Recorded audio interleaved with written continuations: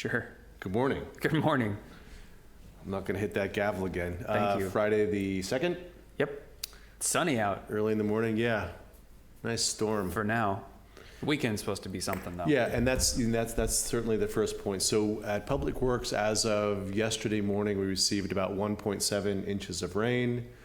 We had 0 trees down. We had just a few branches down. No flooding, no localized flooding. All our CDS units, which are the big catch basins that have filters in them, were vacuumed out. So we're prepped and ready.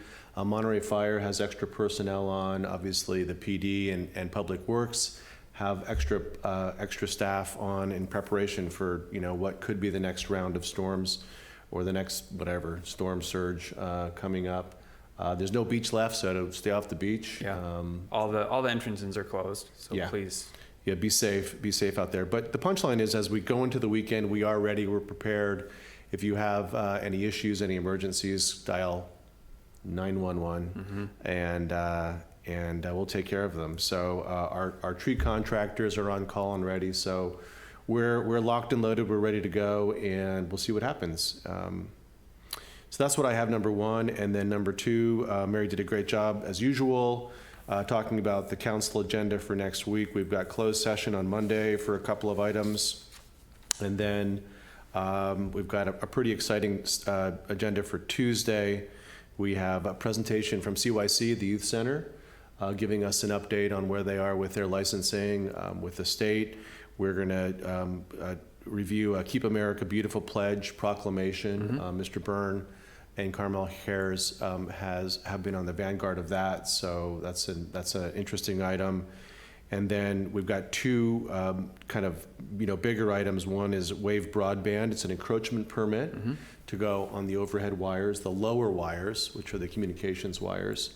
That's an encroachment permit that's being considered by the City Council. And then the Walker House Mills Act contract, which we've been working on. That's right. For some time. That's the other people know it as the Frank Lloyd Wright House. Yeah, sorry. Yeah, the Frank Lloyd Wright House. Yeah, which they just put. I don't know if anybody's seen it or not, but the original design of the house had. There's that concrete bowl out front. It had these really cool glass fishing floats in it. Yeah. And it's been empty for years and years and years. And so the new property owner just put some new glass float balls in there. It looks really cool. It does look cool. You and I walked by it yesterday. Right. Cindy Lloyd, thank you. Ever vigilant. They removed the succulents, the non-native succulents from that bowl, and put the glass bowl. So Cindy wrote a letter to the editor. So thank you for identifying that. So yeah, that's what I have. What do you got?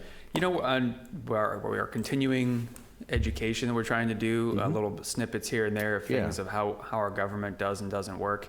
One of the things that a lot of people don't know is that all of our city council members participate in some sort of outside agency or board or commission or council to help give the city a voice and an impact regionally. Yep. So obviously our city council is charged with taking care of the city and its residents and its employees and managing the business of the city, but we're not an island. We fit into a regional puzzle, and in order to do that and to have a voice in that, they sit on and participate in many very important regional boards and commissions and agencies. Yep. That some of which are regulated by the region, some of which are impacted by state law, like the RENA numbers at AMBAG, and I know you have a list there, but I think you really characterized it really well. We're not an island.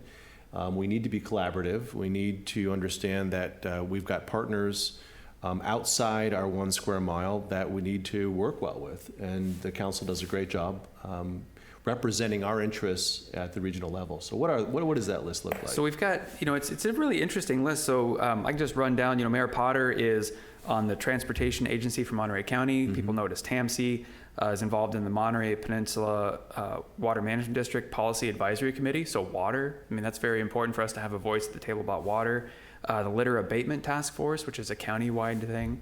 Councilmember Richards is an alternate for the MST board, the Monterey Salinas Transit. We do have buses that come through town, so that's important. And they serve our residents our visitors and our workforce. Yep. Coast Walk, which is the California Trail Association, the long trail that hopefully is going to connect up and down north and south 1,200 miles of coastline. That's right. Councilmember Barron's on the Central Coast Community Energy Policy Board, talking about green energy and That's the group that helped us get a grant for our electric sweeper. And they're the purveyor. They don't produce they produce electricity, but they work with PG&E, and they're the group that actually allow us to get lower rates than what PG&E would charge. That's right. And they fit into the ethic that the council has embraced about sustainability. Right. Yeah, Councilmember Barron's also on the MST board. He's an alternate for TAMC and the Coast Walk. Involved in the Monterey Regional Taxi Authority. Probably people don't even realize we have a regional taxi authority. We're not New York, but there is still a taxi authority in this region. And also involved in the Tour House Foundation, which incidentally is having a tour very soon, which you can sign up for. A tour of the Tour House. A tour of the Tour House.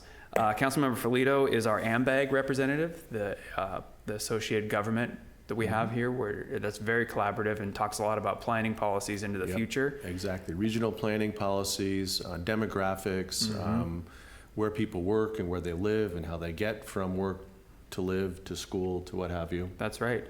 She's also involved in the Monterey Regional Waste Management District, which I believe has rebranded as Regen.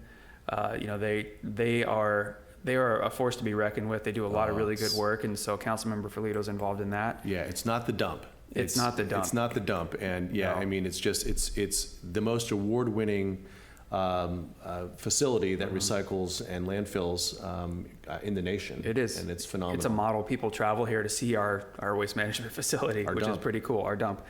It's not a dump. Councilmember Ferlito is also an alternate on that community energy group. And last but certainly not least, Councilmember Dramov is involved with AMBAG. We talked about AMBAG already, what they do. The Monterey Regional Taxi Authority, and also the Waste Management District, or the Water Management District, I'm sorry. So yeah, all of our council members are out there. They're doing the hard work here in town, but also making sure that we are not an island and that we have a voice and a presence regionally on these really important boards and commissions. Yeah, and I think the other important note is that the council members are on the policy boards, and a lot of staff members are on the technical boards. That's right. So you, from the technician standpoint, review regional planning issues with AMBAG. That's right. And I deal with energy at 3CE that Mr. Barron represents us on.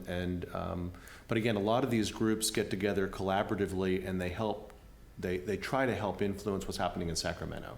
So again, it's, us as a region have a bigger voice than us as individual cities. And ideally, the way this works is that the residents that live here in town, you have access to your local elected officials, you have access to your city council members, and they encourage you to reach out to them. So not only about issues going on in the village, but also regionally. Yep. So we do have a voice regionally. So you work with your city council, share your thoughts and ideas about not just the village, but also the region, because we do have a voice and a seat at those tables.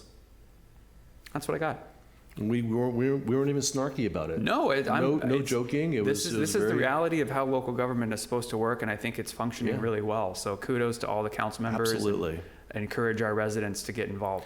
And if you have questions in any of these topic areas that we discussed, call us, and we can put you in touch with the council member that's responsible for one of those outside agencies, and you can have a walk, coffee, a talk with them, and share your thoughts. So, absolutely.